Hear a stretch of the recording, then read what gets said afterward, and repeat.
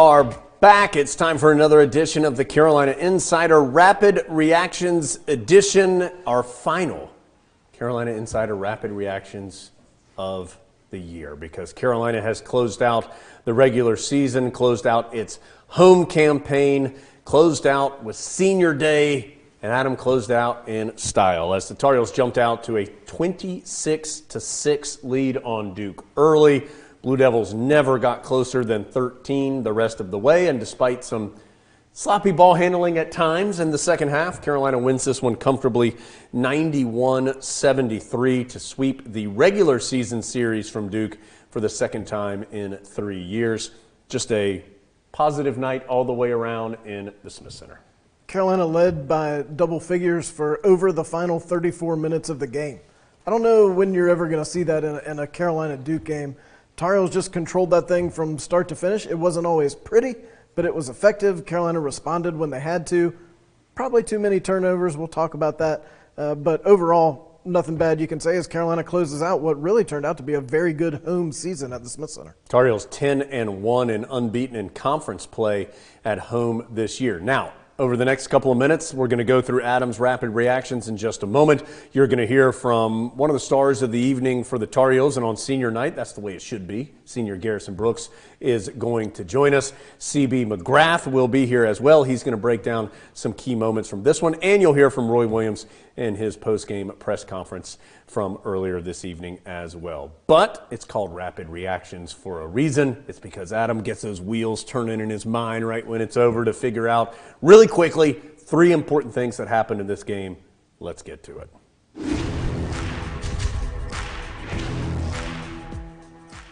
Number 1, Adam, both on Rapid Reactions and in our heart tonight, is senior Garrison Brooks. And from the very beginning in this game, knocked down a jump shot on the first play, turned his ankle, felt like maybe this wasn't going to be a senior night that he wanted because of that, ends up coming back and has a terrific game for Carolina. Yeah, scary few minutes there when Garrison had to go back in the tunnel with Doug Halverson, and we'll ask him about that a little later in the show. But we've seen him shoot these mid-range jumpers in practice over and over. We haven't seen too many fall away from the three or from the corner. And we haven't seen many heat check three-pointers from Garrison, but we've seen those. Sometimes they get banked in, and he's just worked for 4 years, and so fun to see it pay off on Senior Day. Even on a game when he didn't get a full Smith Center, it felt like a full Smith Center. Just the level of love between Brooks and the crowd who was able to be there to see his final home performance. That's the way you're supposed to go out. 14 points, 5 rebounds, 3 assists, and a block on 6 of 9 shooting, including 2 of 3 from behind the arc from Garrison Brooks. And by the way, all the seniors that played contributed. Andrew Platek had a couple assists in the game for Carolina. Walker Miller drew a charge on the very first Duke possession of the game. KJ Smith had a finger roll at the end as well. And Sterling Manley, who isn't classified as a senior but was originally part of this class, he had a big dunk right at the end and a big block shot as well in his first action in nearly 2 full seasons due to knee problems. So a great night for some of those older guys.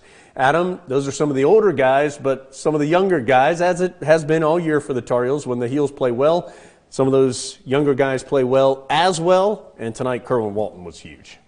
He didn't have a huge quantity of threes on the Kerwin Walton scale, but it felt like every time he made one, it was a big one. It was at a big part of the game. Also, he's just expanded his repertoire with so many different kinds of shots from what we saw back in November or December. The crossover three is going to be the highlight that we're going to keep seeing from this game when he knocked down the three-pointer. But he showed a little bit of everything and just has a knack for making big shots, and when he shoots it, it still feels like it's going in. Second highest point total for Kerwin this season. He had 18 in this one on 6 of 9 shooting and 4 of 7 from 3. And that coming off a 3-game stretch where he had struggled to put the ball in the basket, at least to the high standard that we have set in our minds for Kerwin Walton. But he was really good tonight. What else was really good tonight, Adam, was Carolina's ball movement.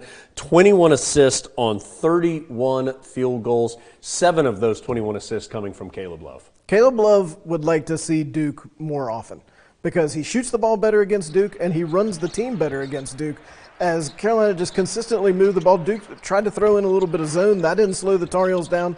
Full court press, that slowed the Tar Heels down a little bit, but Carolina's still able to press forward, share the ball, find the open man, get some easy baskets, shot effectively from the field again, and just overall a solid offensive performance, over 50% from the field, 55.4.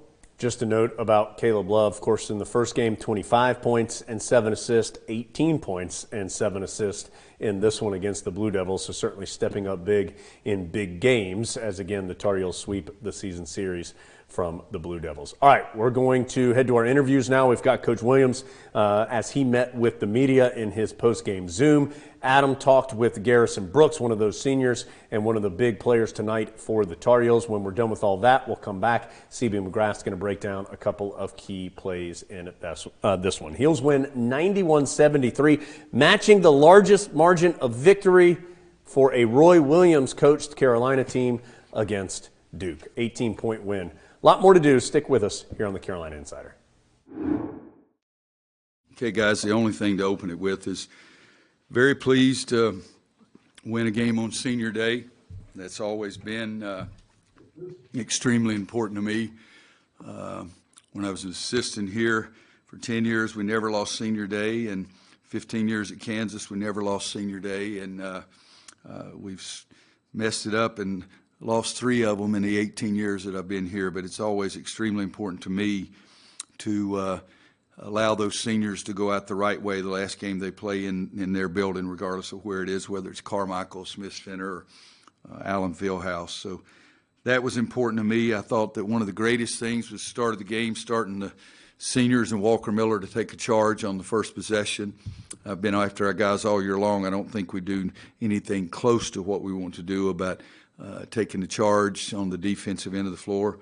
I thought early in the game we got off to a great start, to say the least, and we were doing a great job on the backboards and getting some offensive rebound points. And then all of a sudden we quit. I think we only got one. I think Armando got fouled once in the second half. It's the only time we got an offensive rebound score. But we shot the ball in the basket, both halves, 55%. They missed some easy shots early. I thought that was good for us. Really, if I'm looking down there at the stat sheet, the only thing that gets me a little disappointed, again, is the 20 turnovers and the fact that they pressed us and we were way too conservative against the press. I've always felt like I loved it when somebody pressed us so we could attack, and we did not attack. And a lot of that, even though they're 24, 25 games and 83 practices, they're still freshmen, but we were way too conservative and turned it over way too many times against their press. But we did get the break going a little bit. I've looked down, I see the bench points, 73-7. It's a little it's understandable since we had some guys that started today that haven't normally done that. But Garrison 6 for 9, 2 for 3 from three-point line. Again, Kerwin Walton 4 of 7 from three-point line. And I think Caleb's offense in the first half was important to us. And they may have gotten it down to 12 or 13 or something like that. You've heard me before. I don't ever spend time looking at the score. I look at the time, but that's about it. But Caleb made a big drive and made the basket and got a free throw, and it sort of steadied us a little bit. But, it's a win on the last game of the regular season, Senior Day at home, so we're as happy as we can be. Greg Barnes. Hey, Roy, was there any particular significance to you kissing the court when you left? Yeah. We only lost one game there, and I always thought I loved the home arena and what we were doing. And this year the home court was not fans. It was the familiarity of the basket, familiarity with the floor, familiarity with the background, and I'd like to go back over and play that Marquette game again, but it's not like golf. You don't get a mulligan. Roy, you certainly tried to build your team in a way that it would be balanced, but how tough do you think you guys will be to beat in the postseason when you get contributions like this that you did tonight from a little bit of everywhere? Well, I think that's the reason I like it, because it's hard to focus on one area or one guy. We shoot 55 from the floor, 44 from three, and 80 from the free throw line, and you're out-rebounding the other team, so the only thing that you did poorly offensively is turn the daggum ball over. And we can't do that, but I've always felt that the best teams were teams that were balanced, that you didn't say, we've got to guard the three-point line or we've got to shut them out inside. Our better teams have always had good balance, but making those shots from the outside, Kerwin, again, he's in the back of the room, and he's really going to enjoy talking to you like he always does, but He makes those baskets. He made one in the first half after he took the ball between his legs that had everybody on my team jumping around, so I'm looking forward to seeing that over again. Okay, Brian Keys, last one before Kerwin gets in there, please.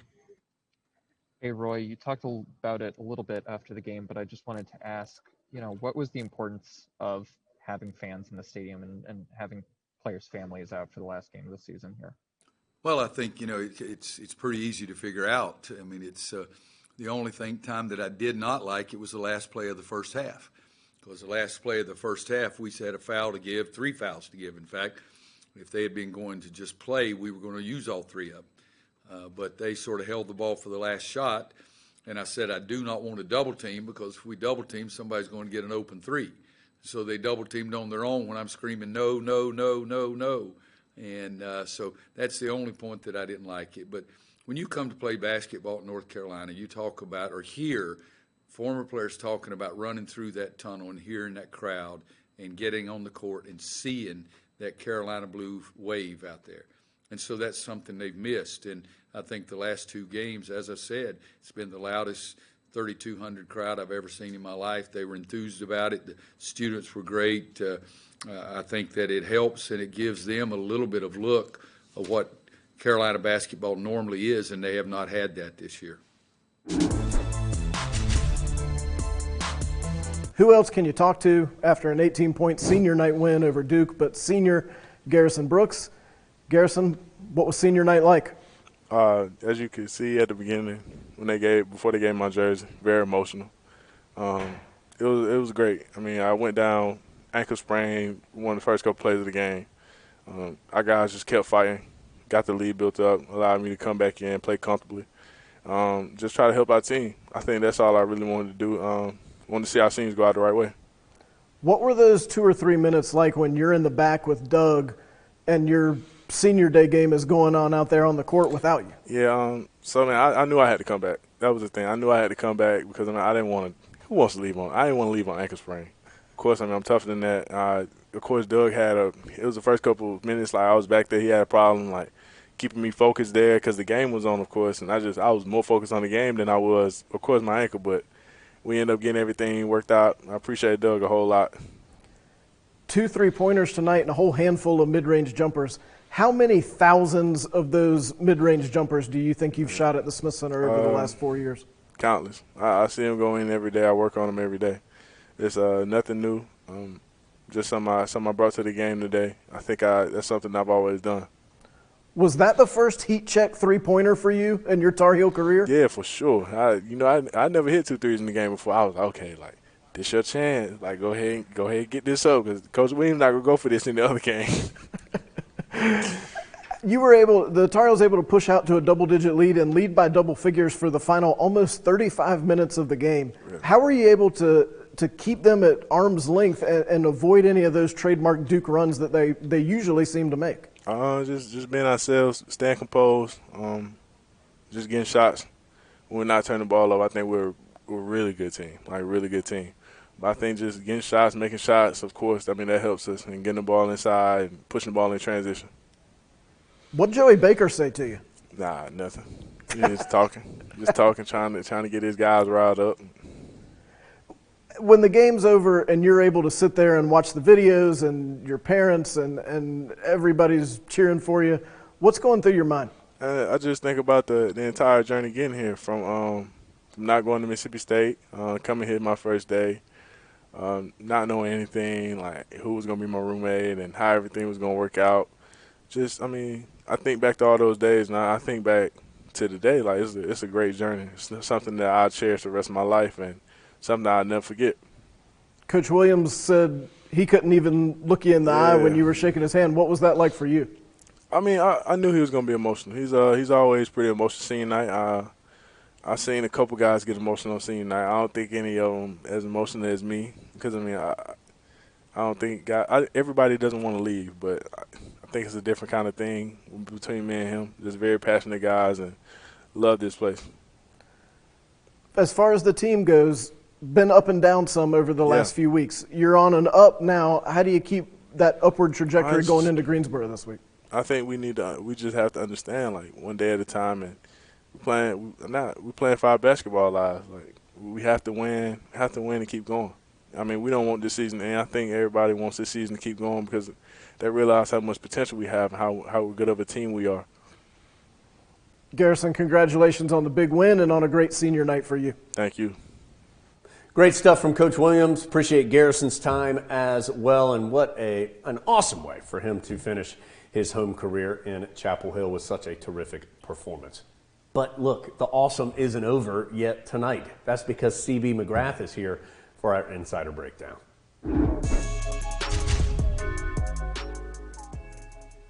All right, well, obviously when you play Duke, there's certain things that Carolina has been very successful with over the years that you have to capitalize. One is scoring in transition. You've got to get easy shots. You have to attack the pressure without turning the ball over. Capitalize on our strength inside and also offensive rebounding. So we're going to look at a couple of these clips that, there's a lot of good things. It had a feel that it wasn't the best flowing game, and who knows why that is. I guess maybe we got the early lead. But there's some of these clips that were very important, I thought, and shows exactly why we were successful tonight. So we do want to get the ball inside, okay? And so we see Armando right here is posting up. Caleb is looking for him. Now, normally in secondary break, Kerwin's supposed to be over here. Caleb's supposed to stop down here. Kerwin just cleared out to open this all up for Armando to post up. The Duke player here is fronting, so Caleb is going to do a nice job of swinging it to our big guy. And then Dayron has really good touch and can pass the ball inside and score it like that. And when you get easy shots like that, it's really good for our team. Now, one thing that's really important is to attack Duke north and south.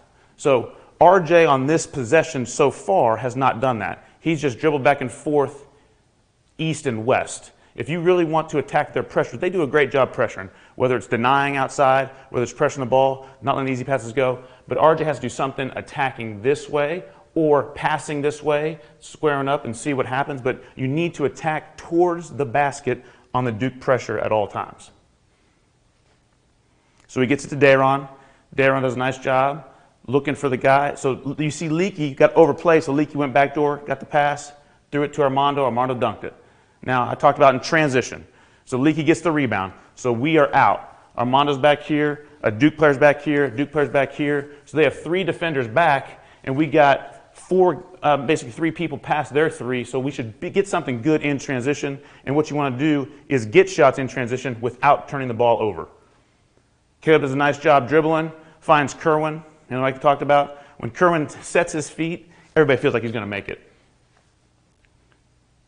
And this is the last clip here. Do a nice job of attacking. So Caleb is attacking, all right? And so he's going to draw some double team or at least make them worry about him attacking. He does a nice job of dishing it here to Dayron. Dayron ends up missing the shot, but Walker's out here. He comes to the basket, and he scores offensive rebounds. So those are the things that obviously most teams try and do against Duke to effectively score against them because a lot of times, you have to outscore Duke when you play them. And sometimes you do, sometimes you don't. Sometimes they make a lot of threes. Tonight we actually made more threes than they did. So all in all, a very successful night for the Heels. CB, two questions for me. One, it felt like Carolina's half-court defense was pretty good tonight. The turnovers led to some easy baskets, but it felt like they were really challenging Duke's shots. Did you feel that way watching the game? No, I did. I think our young guys have gotten better defensively. Now, I couldn't tell if they were just giving a little more space because it's not the deadliest Duke shooters that we've seen. And so sometimes you can give a little more space. They're going to try and attack. But I do think overall we were much more effective defensively than we were at times earlier in the season. And then secondly, I know Coach Williams is going to be disappointed with the last 10 minutes or so as far as handling the pressure. What should Carolina do, or what would they like to do better in the future should that situation come up again? Yeah, their spacing wasn't great, and that's something that you can work on. Obviously, everybody's pressure is a little different. We had the big lead. Could have been a little lackadaisical, just mentally thinking, okay, this game is a little out of reach. Had a couple turnovers, then you start getting in your head. Duke gets excited. They start pressuring a little bit more, those kind of things. But they'll just work on the press offense like they do all the time and hopefully learn from their mistakes that they made. CB, just 4 quick things from me. I'm going to limit myself to 2. So Matthew Hurt is overwhelmingly Duke's primary offensive threat. He goes 6 for 16. What did Carolina and Garrison Brooks do well against him defensively? Yeah, they sort of stayed with him, a lot longer than normally, I think, where they might have sagged in too much, worried about the drive, overhelped, but they know that Matthew Hurt is so important to them and he can really stretch the court that they stayed closer to him and didn't give him the open looks that he might normally get.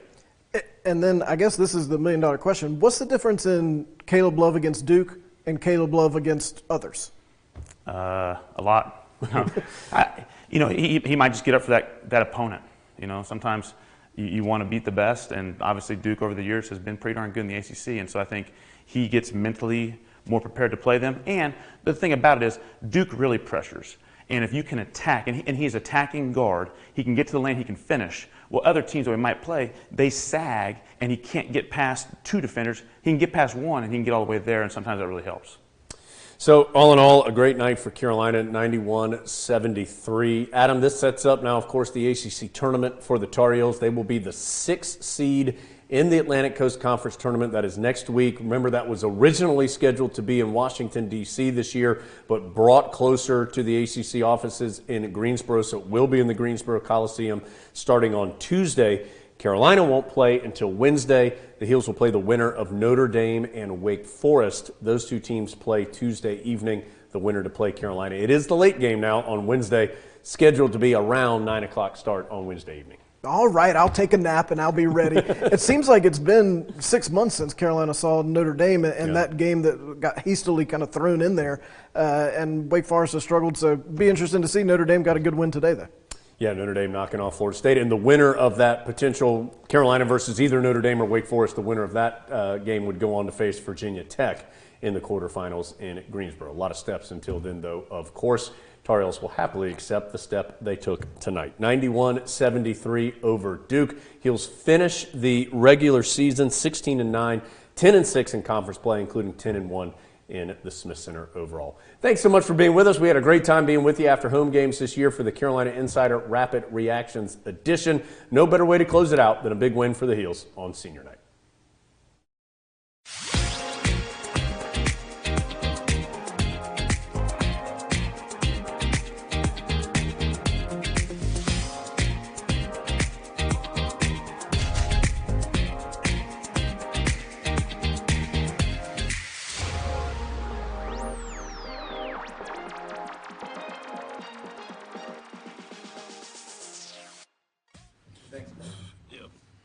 Greg, go ahead. Hey, Kerwin. This team's been on a bit of a roller coaster ride in recent weeks with strong performances and then somewhat weak performances. What's the key to maintaining this level of play that you had tonight into next week? I think it's just playing with a sense of urgency, and as long as we keep our energy levels up every single game, we're going to be fine. When Walker Miller set that charge, that kind of set the tone for us, and it gave us a huge energy boost. And it convinced everybody, we can't have just one guy hustling and making big plays, so we all got to make sure we keep bringing the energy for the whole game.